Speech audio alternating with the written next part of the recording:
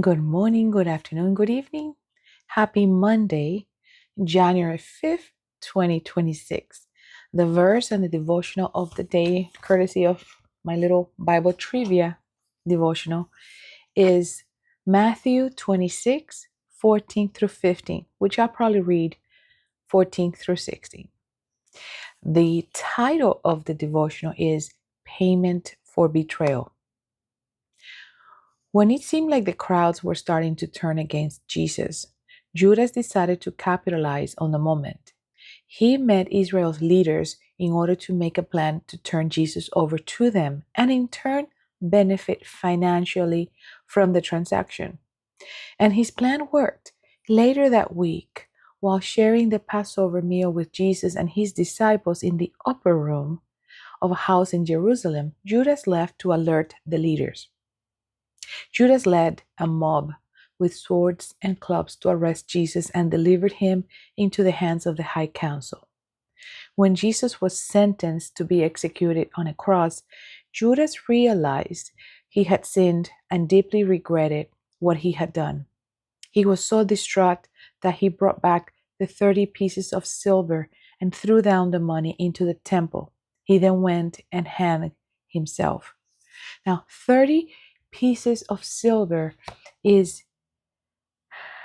was the price of a slave, and that we can find in Exodus 21:32. And Zechariah prophesies this amount in Zechariah 11:12 to 13. And it's just sad.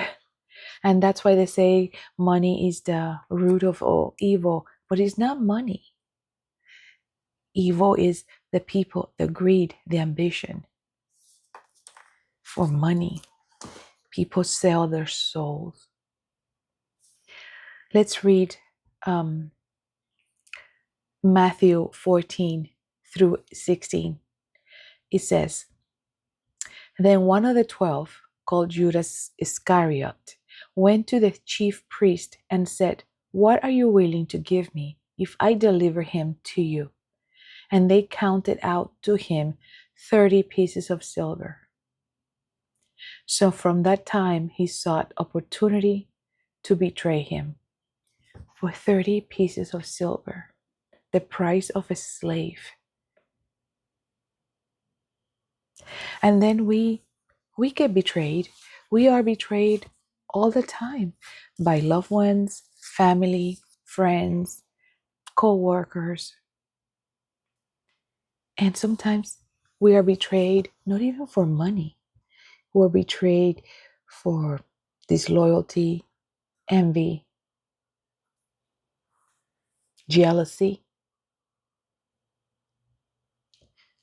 The hearts of those who betray us, they are not different than Judas. Anyways, I pray that if you have suffered or are suffering a betrayal, I pray that the Lord gives you the peace in your heart and that you find it in your heart forgiveness, not for them, but for you.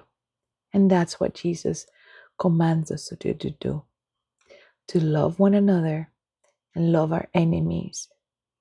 However, you can forgive, but you can set your boundaries. Those people, they don't need to come back into your life. Have an amazing, blessed day. I'm going to do now recording the Spanish video, and I'm starting the Un Proverbio al Día Mantiene Sabiduría live in a few minutes.